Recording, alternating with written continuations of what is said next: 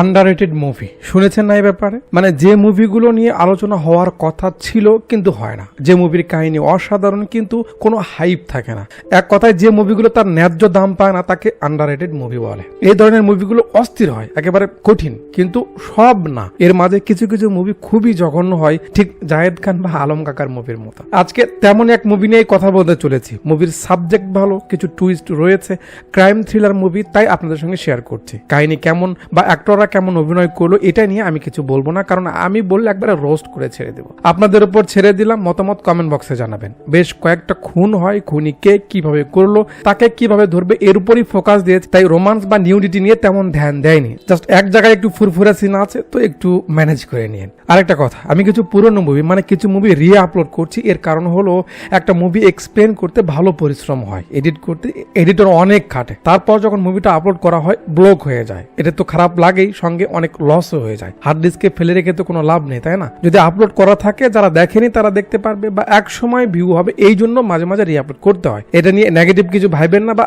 বিরক্ত বোধ দেখায় না, ঠিক আছে? তো কথা বলছিলাম 2024-এ মুক্তি পাওয়া ক্রাইম থ্রিলার তেলেগু মুভির নাম SIT স্পেশাল ইনভেস্টিগেশন টিম এর ব্যাপারে। মুভির কাহিনী শুরু হয় হায়দ্রাবাদে। শুরুতে কিছু লোক নিউজ দেখছে, নিউজ পড়া দিদি বলছে কয়েকদিন আগে মধু নামের যে মেয়েকে ধর্ষণ করে নির্মমভাবে মারা হয়েছে, যে ঘটনা সবাইকে অবাক করে দিয়েছিল, তার ইনভেস্টিগেশনের জন্য এনকাউন্টার স্পেশালিস্ট পারধা সারথিকে নিয়োগ করা হয়েছে। তার মানে আসামের পালানোর কোনো চান্স নেই। দিদির কথাতেই এন্ট্রি হয় movie lead character Aravind Krishna অর্থাৎ ACP পারধা সারথির। তার লোকেরা সেই আসামির পিছু নিয়েছে। ছেলেটা পালাতে পুলিশদের মারা শুরু করে, কিন্তু তাতে কি আর কাজ হয়? পারদার সামনে এসে দাঁড়ায়, হাতাহাতি চলছে দুজনের মাঝে। সে একটু পালানোর চেষ্টা করে, পারধা পায়ে ঘুট করে দেয়, তারপর ডায়লগ মারে, তোর মতো লোকের বেঁচে থাকার কোনো অধিকার নেই বলে ঠাঁই মেরে দেয়।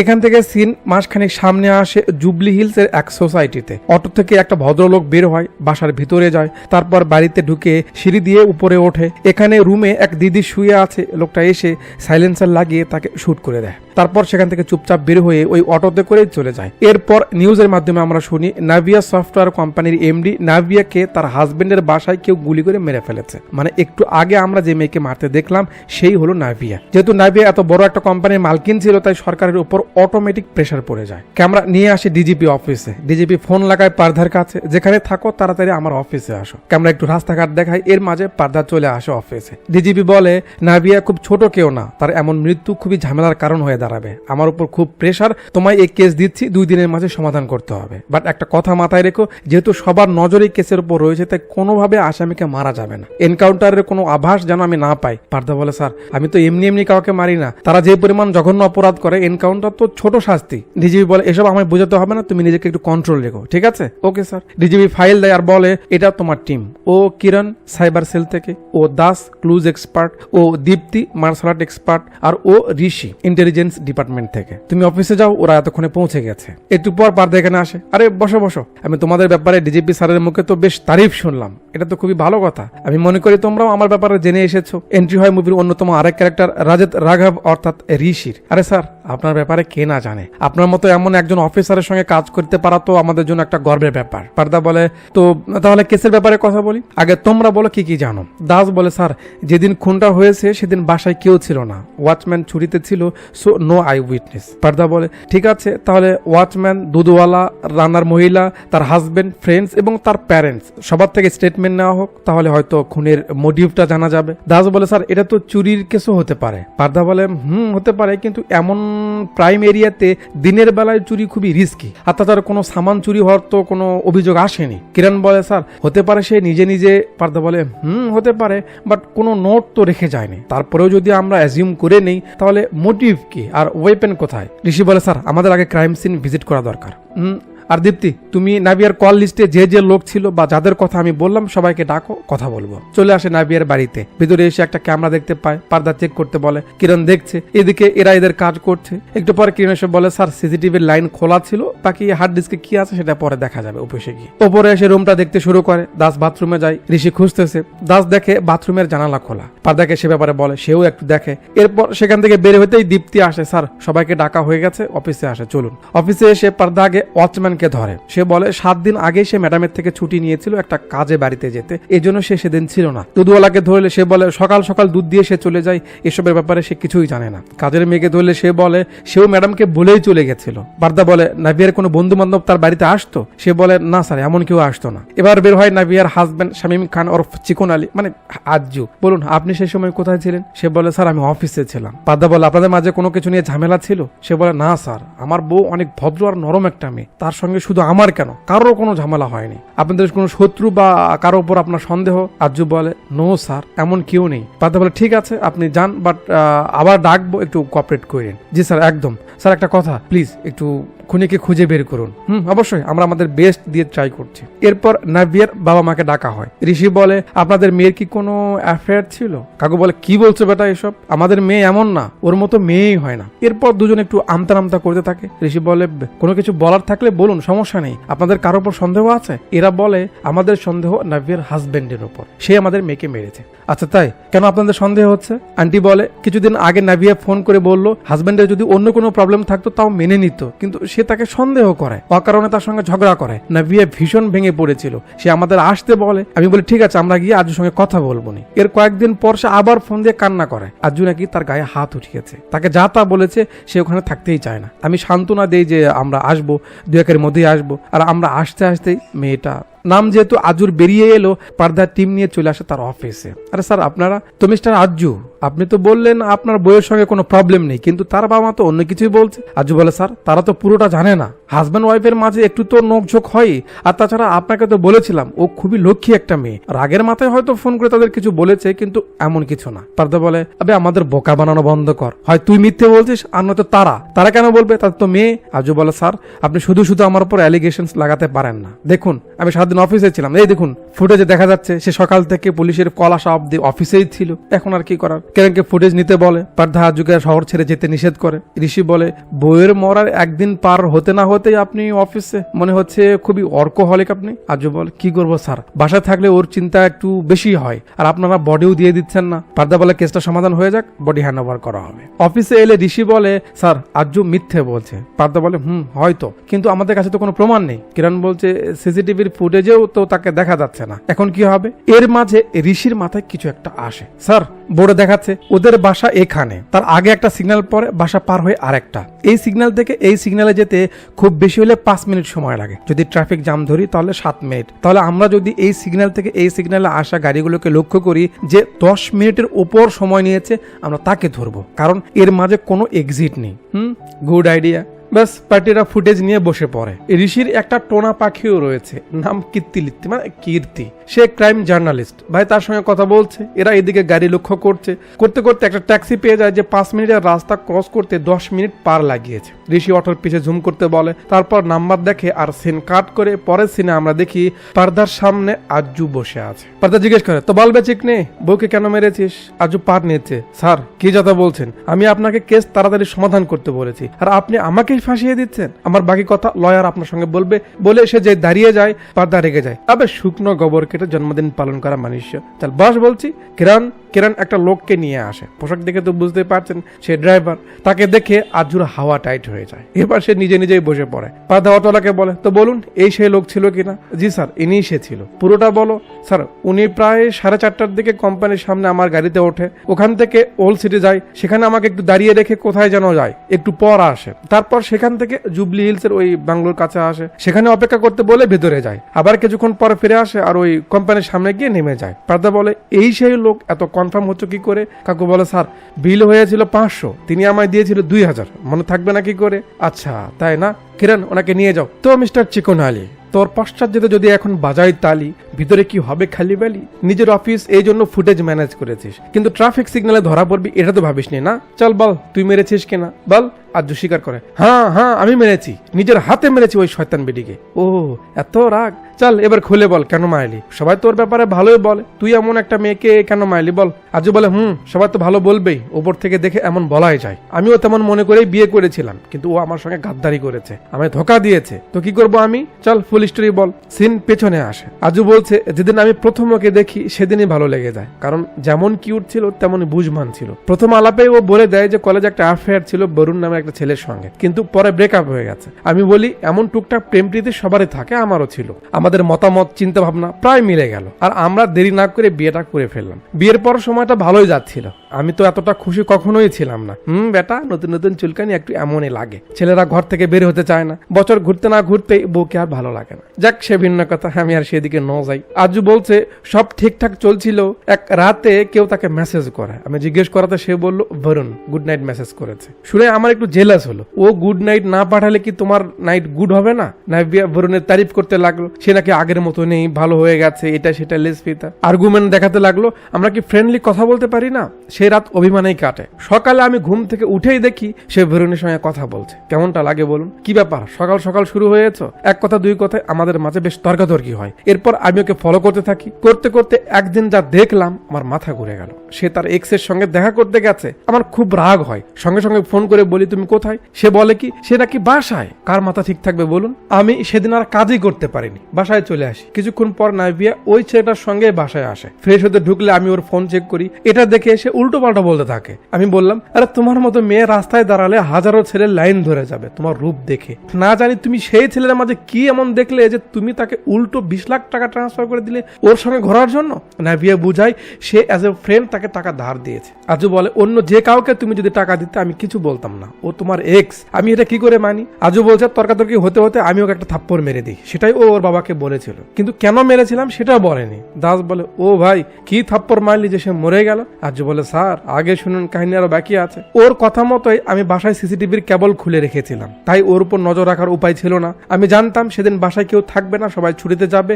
এই সুযোগে নাইবিয়া ওই ছেলের সঙ্গে অবশ্যই দেখা করবে, এই জন্য আমার একটা লোককে নজর রাখতে বলি। ও নজর রাখছে ভেবে আমি কাজে মনোযোগ দিই। একটু পর সে ফোন করে বলে আমি যা সন্দেহ করেছিলাম তাই হয়েছে, ওই ছেলে বাসায় এসেছে। শুনে আমার মাথা গরম হয়ে গেল। আমি কি করবো বুঝতে পারছিলাম না, খুব রাগ হচ্ছিল। নিজেকে সামলাতে না পেরে পিছন দিয়ে বের হয়ে যায়। অটোতে করে আগে গান নিতে ওল্ড সিটিতে যাই, তারপর সেখান থেকে বাসায় এসে দেখি ও আরামসে শুয়ে আছে। শুট করে আবার ওই অটোতে করে অফিসে ফিরে আসি। অফিস যেহেতু আমার ছিল তাই ফুটেজ আমি ম্যানেজ করে ফেলি। এই ছিল ঘটনা। পারদা ডিজিবিকে ফোন করে বলে স্যার কেস সমাধান হয়ে গেছে। ডিজিবি সব রেডি করে আজুকে কোর্টে হাজির করাতে বলে। বিকেলে অপেক্ষা করছে, আজুকে নিয়ে যাবে। ঋষি এসে বলে স্যার ঘটনা উল্টে গেছে। কি হয়ে গেছে?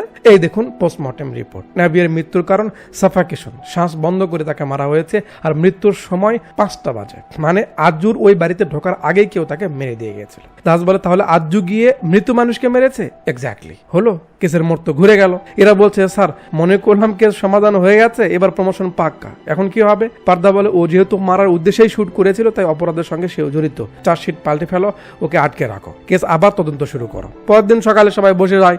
ঋষি বলে স্যার নাবিয়ার এক্স এর সঙ্গে আমাদের এখনো কথা হয়নি, কথা বলা দরকার। পারদা বলে নাবিয়ার লাস্ট কলটাও তো তারই ছিল না, তাহলে ওকে কেন সামনে পেলাম না? দীপ্তি বলে স্যার ওর সঙ্গে যোগাযোগ করার চেষ্টা করেছে কিন্তু ফোন বন্ধ বলেছে। আচ্ছা এখন চেষ্টা করো। দীপ্তি আবার দেয়, এবার কল ঢোকে, ফোনটাও রিসিভ হয়। তো এই হলো মুভির আরেক ক্যারেক্টার নাবিয়ার এক্স বরুণ। দীপ্তি বলে নাবিয়ার হত্যার ব্যাপারে আপনার সঙ্গে কথা বলতে হবে, থানায় আসুন। বরুণ বলে ম্যাডাম আমি হসপিটালে ভর্তি ছিলাম, আজকেই ছাড়া পেয়েছি, আমি কোথাও যেতে পারবো না, একটু সুস্থ হলে আসি। পারদা বলে সে আসতে পারবে না তো কি, আমরা যাই চলো।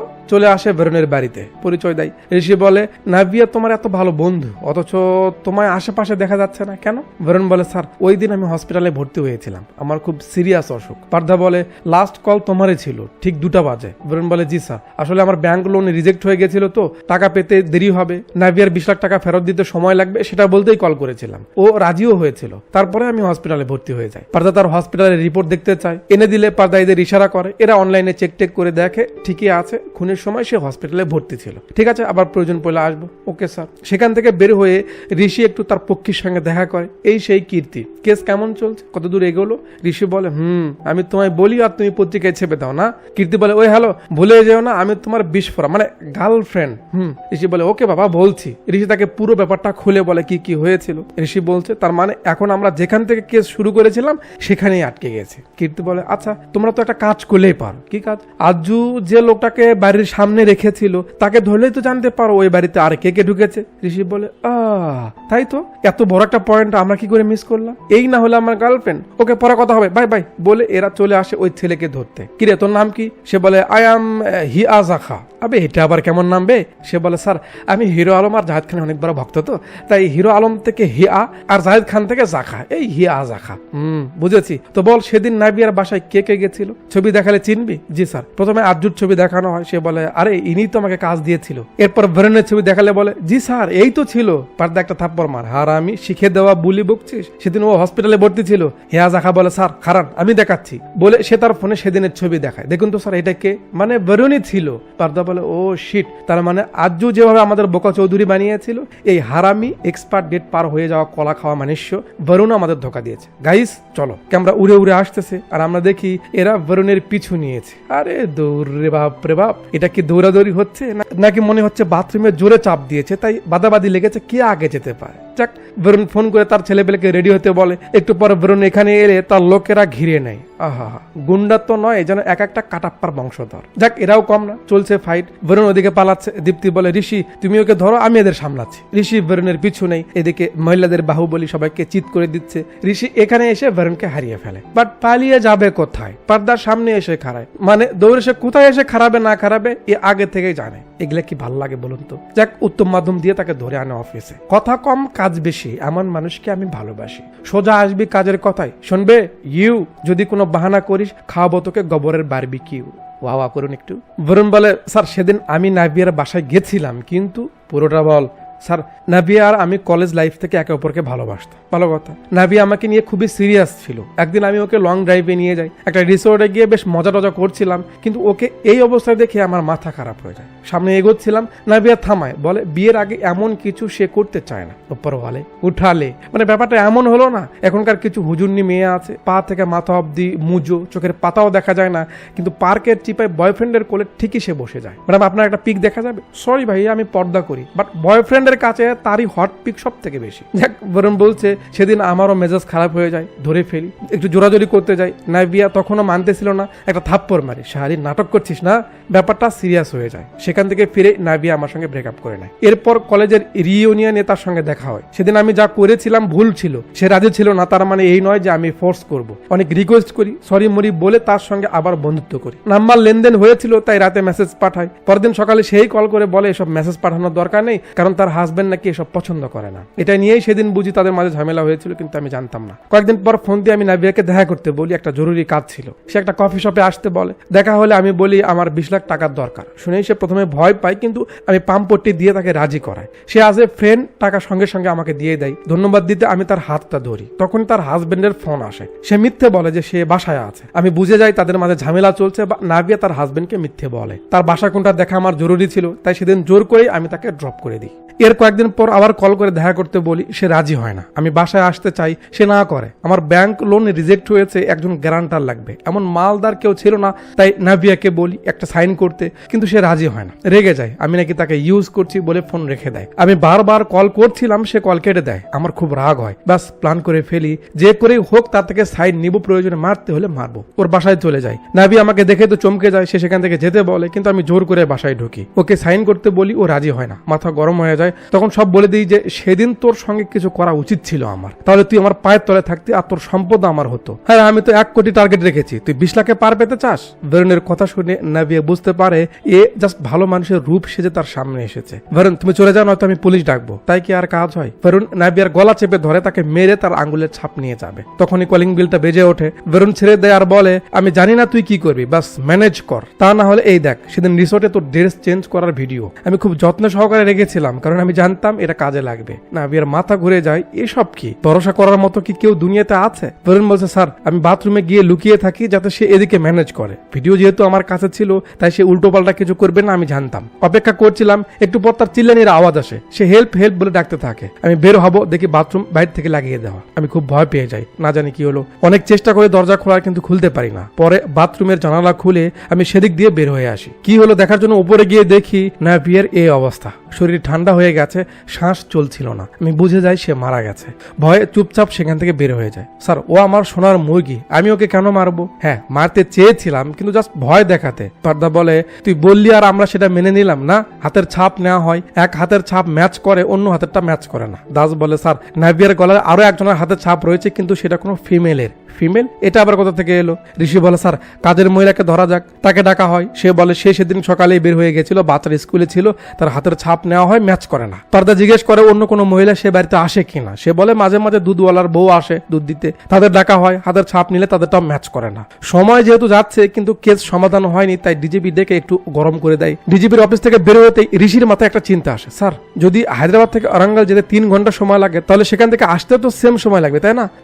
তো ঋষি বলে স্যার নাভিয়ার মৃত্যুর পর যখন তার বাবা মাকে খবর দেওয়া হলো, তারা আধা ঘন্টার মাঝে সেখানে হাজির হয়েছিল। কি করে? পার্থা বলে ভাববার বিষয়, কেননা সরাসরি তাদেরকে জিজ্ঞেস করা যাক। রওনা দেয় নাভিয়ার বাবা মার সঙ্গে কথা বলতে ওরাঙ্গালে। খানিকক্ষণ পর চলে আসে। পার্থা জিজ্ঞেস করে 3 ঘন্টার রাস্তা আপনারা আধা ঘন্টা কি করে গেলেন? আন্টি বলে স্যার আপনাকে তো বলেছিলাম, নাভিয়া ফোন করে আজুর ব্যাপারে বলেছিল, নাভিয়া আমাদের ভয় দেখায়, যদি আমরা না আসি সে বাড়ি ছেড়ে চলে যাবে, তাই আমরা পরের দিনেই বের হই। আর 30 মিনিট লাগতো তার বাসায় যেতে, তখনই পুলিশের ফোন আসে। কাকু কান্না করছে আর বলছে সেদিন যদি আমরা আর একটু আগে বাড়িতে পৌঁছাতাম, হয়তো আমাদের মেয়ে।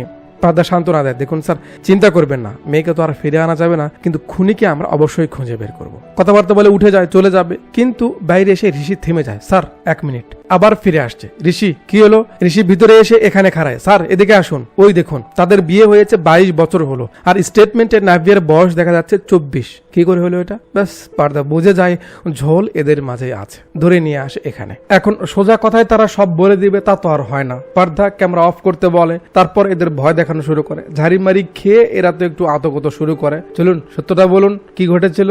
কাকু বলে নাভিয়া আমাদের নিজের মেয়ে নয়, আমার বড় ভাইয়ের মেয়ে। নাভিয়া যখন ছোট ছিল তার বাবা মা অ্যাক্সিডেন্টে মারা যায়। মরার আগে ভাই সব সম্পত্তি নাভিয়ার নামে করে দেয়, উপর থেকে উইল করে দেয় বিয়ের আগে যদি নাভিয়ার কিছু হয় সব সম্পদ ট্রাস্টে চলে যাবে। আমরা ওকে নিজের বাচ্চার মতো লালন পালন করি, লেখাপড়া করিয়ে বড় লোক দেখে একটা বিয়ে দিই, যাতে জামাইয়ের সম্পদের দিকে নজর না থাকে। বিয়ের পরেও সে কাগজে সাইন করছিল না, আমরা বারবার বলি কিন্তু সে করে না। এর মাঝে আজুর সঙ্গে নাভিয়ার ঝামেলা হয়, সে আমাদের বাসায় ডাকে, আমরা সুযোগ বুঝে কাগজপত্র নিয়েই বাসায় চলে যাই। এই সময়টাই কিন্তু নাভিয়াকে ধরেছিল। নাভিয়া দরজা খুলে তাদের দিকে ইশারাতে বোঝাতে চায় এখান থেকে যেতে বলে, কিন্তু তারা কথা না শুনে জোর করে বাড়ির ভিতরে ঢোকে। বাবা মা তোমরা কেন বুঝতেছো না? আরে আমি প্রবলেমে আছি, তোমরা এখন যাও। আন্টি বলে আরে তুই তো আসতে বললি, এখন বলছিস যেতে।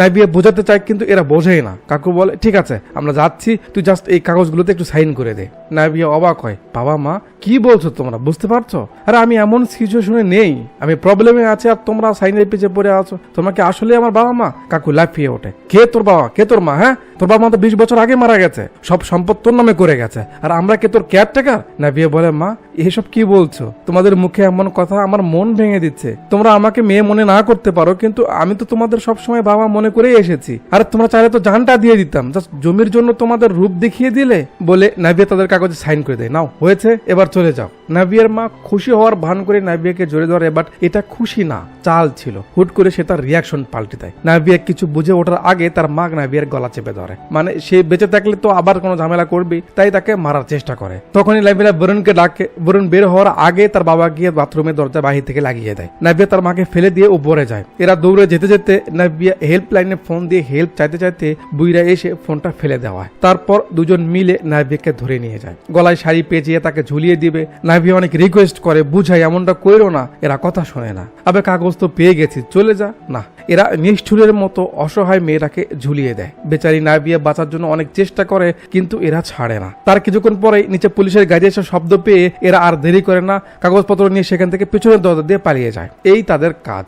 ঋষি আসে, স্যার আপনাকে পাঠিয়ে আমি ওখানকার লোকদের থেকে জানতে পারলাম এরাই নাভিয়ার বাবা মাকে মেরেছে সম্পত্তির জন্য, কিন্তু মৃত্যুর আগে নাভিয়ার বাবা বুদ্ধি খেটে সবকিছু নাভিয়ার নামে করে দেয়। পার্থ বলে ঋষি এই জন্যই তারা ওকে মেরেছে, স্বীকার করেছে। দাস রেগে যায়, স্যার এদের মতো মানুষদের জন্য আজকাল বাচ্চারা বাবা মাকে ভিন্ন দৃষ্টিতে দেখছে। দীপ্তি বলে স্যার এদের ফাঁসির ব্যবস্থা করুন। শালি হারামিরা, কেস সমাধান, পরশু এদের কোর্টে হাজির করা হবে। পরের দিন সকালে ঋষি একটা রিহ্যাবিলিটেশন সেন্টারে আসে। কীর্তি ডেকেছে, কি ব্যাপার তুমি এখানে ডাকলে, কি হয়েছে?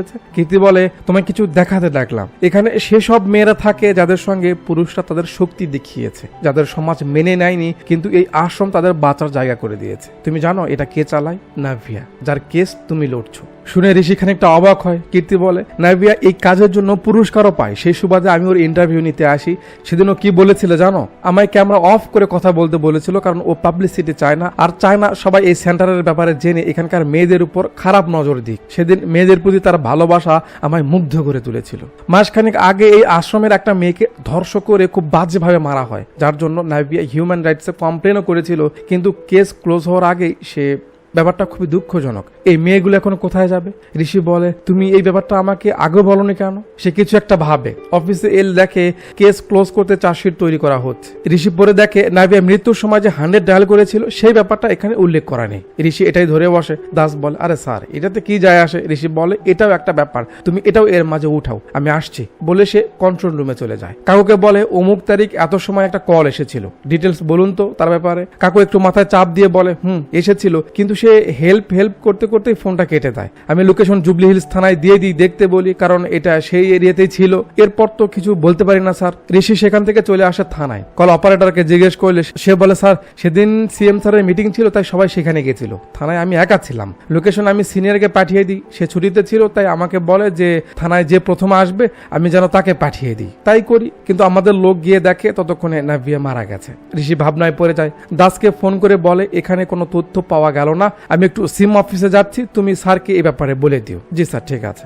ঋষি সিম কোম্পানির কাছে এসে বলে, অমুক তারিখ 100 ডায়াল করেছিল একটা নাম্বার, সেই নাম্বারটা ডিটেলস আমার চাই। দিদি চেষ্টা করে কিন্তু কোনো ডিটেলস পাচ্ছিল না। সে বলে, স্যার ডিটেলস ইরোজ দেখাচ্ছে, তারপরও পেতে হলে ম্যানেজারের অনুমতি লাগবে। ঋষি ম্যানেজারের ঠিকানা নিয়ে নেয়, তারপর সেই ম্যানেজারের কাছে যেতে বের হয়। রাস্তায় কিছু লোক তাকে ঘিরে নেয়। ঋষি তাদের সঙ্গে মারামারি করছিল, কিন্তু এক সময় ধরা পড়ে। কাকু তাকে মারতে যাবে, পারদা এসে পড়ে। দুজন মিলে এদের মেরে মুড়ে তাড়িয়ে দেয়। কি ব্যাপার ঋষি, ওরা কারা? কি জানি স্যার, আমি তো কিছু জানি না। পারদা বলে, তুমি কি করতে চাইছো বলো তো?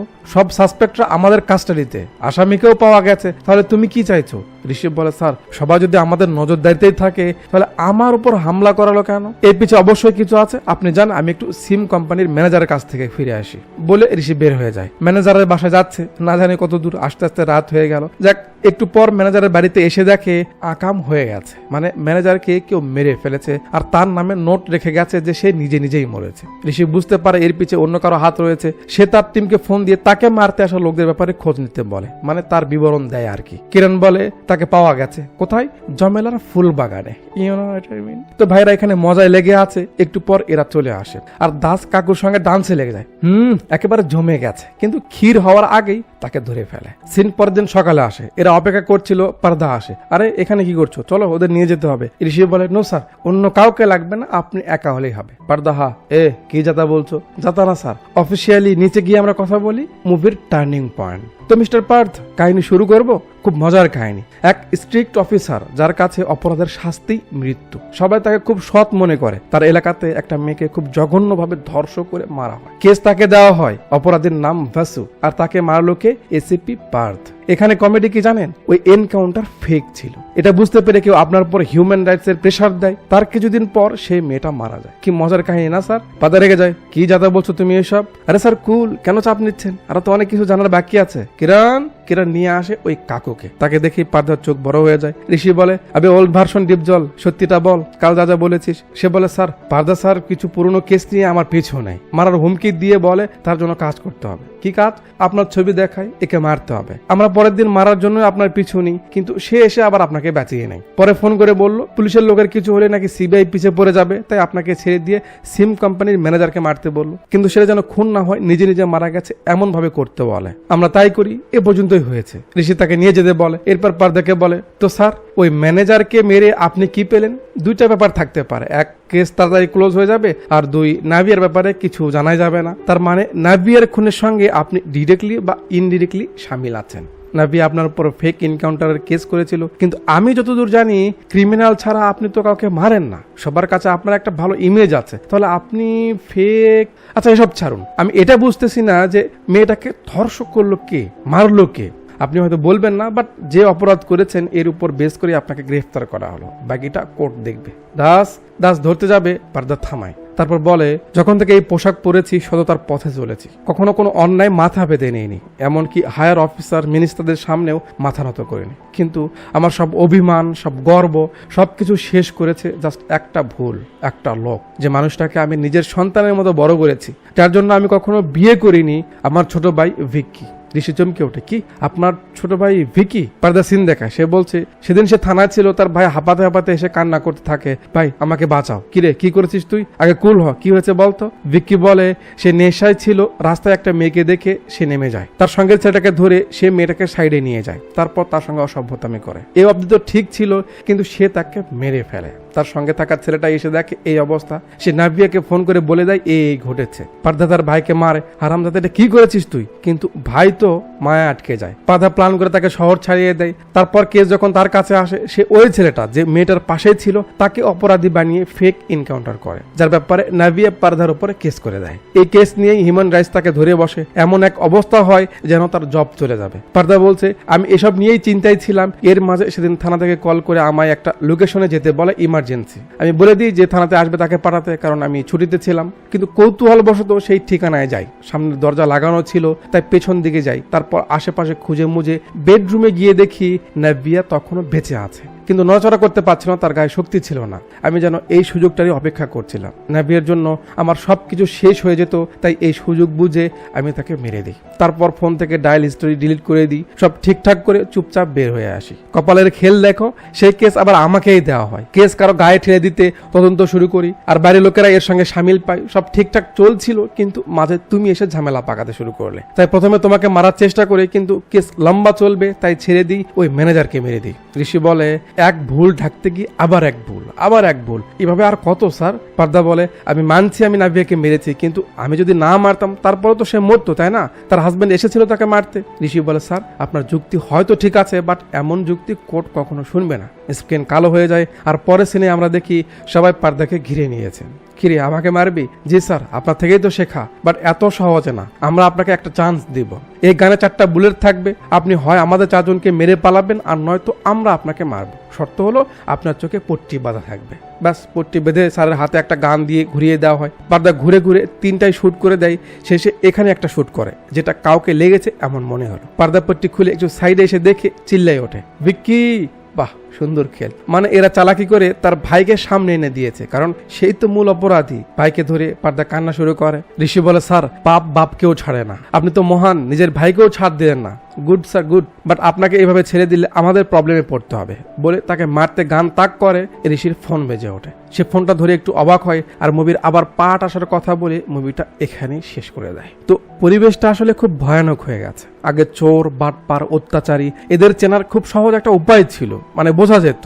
সময়ের সঙ্গে সঙ্গে মানুষের ধোকা দেওয়ার পদ্ধতিও পাল্টে গেছে। কেউ ভালোবাসার নামে ধোকা দেয়, কেউ ন্যায় বিচারের আশ্বাস দিয়ে ধোকা দেয়, তো কেউ আবার সব থেকে মহৎ সম্পর্ক বাবা মায়ের নামে ধোকা দেয়। 2-4 বছর সঙ্গে থেকে কথা বলে ভালোবেসে যে মানুষের মতলব বোঝা যায় না, যেখানে মানুষ এত সাধু সেজে কোলে বসে চাকু মারে, সেখানে সহজ সরলতা বড্ডই অসহায়। সম্পদ থাকাও ঝামেলার, আবার না থাকলেও জ্বালা। পরিবেশ এমন যেন কিছু করলেও জ্বালা, কিছু না করলেও কাটার মালা। যাই হোক, আমি সবসময় একটা কথা আপনাদের বলি যে আর যাই করুন, সবসময় মানুষ থেকে সাবধান থাকবেন।